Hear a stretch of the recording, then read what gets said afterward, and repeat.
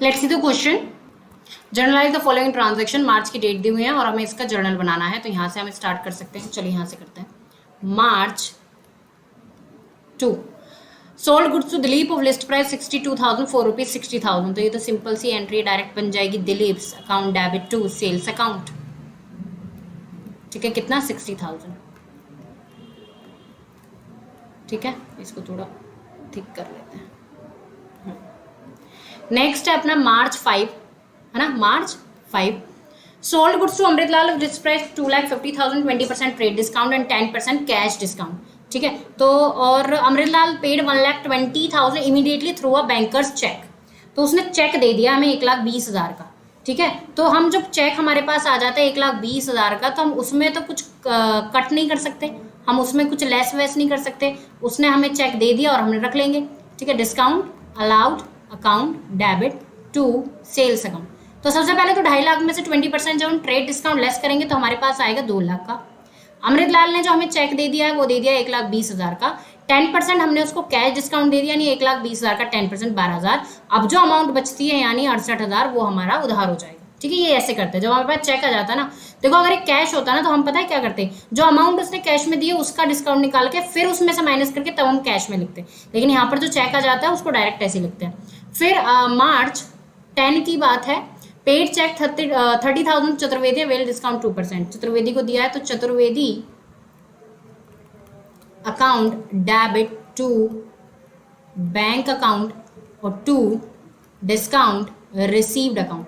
तो चेक कितने का दिया है 30,000 का, डिस्काउंट कितना 600, तो टोटल कितना था 30,600 ऐसे। ठीक है, डन है। ओके, नेक्स्ट चलते हैं मार्च 16।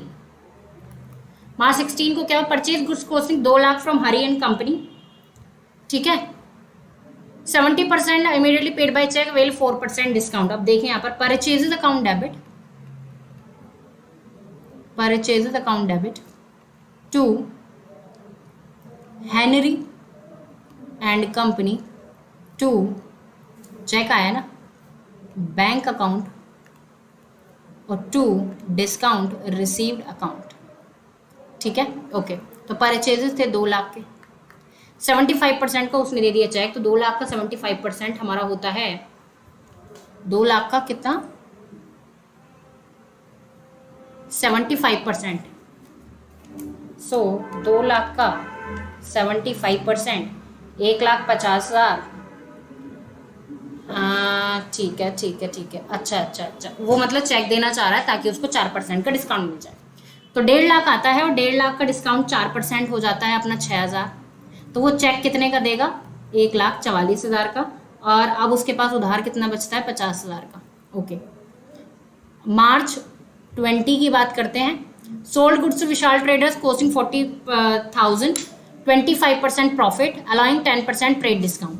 तो 40,000 में 25% जब हम ऐड करते हैं तो हमारी जो लिस्ट प्राइस आता है वो आता है 50,000 का, माइनस 10% ट्रेड करते हैं तो आता है 45,000, और उस पर 10% कैश डिस्काउंट है, received 80% payment immediately by cheque. तो यहाँ पर अब देखेंगे bank account debit, Vishal traders account debit, discount allowed account debit to sales account.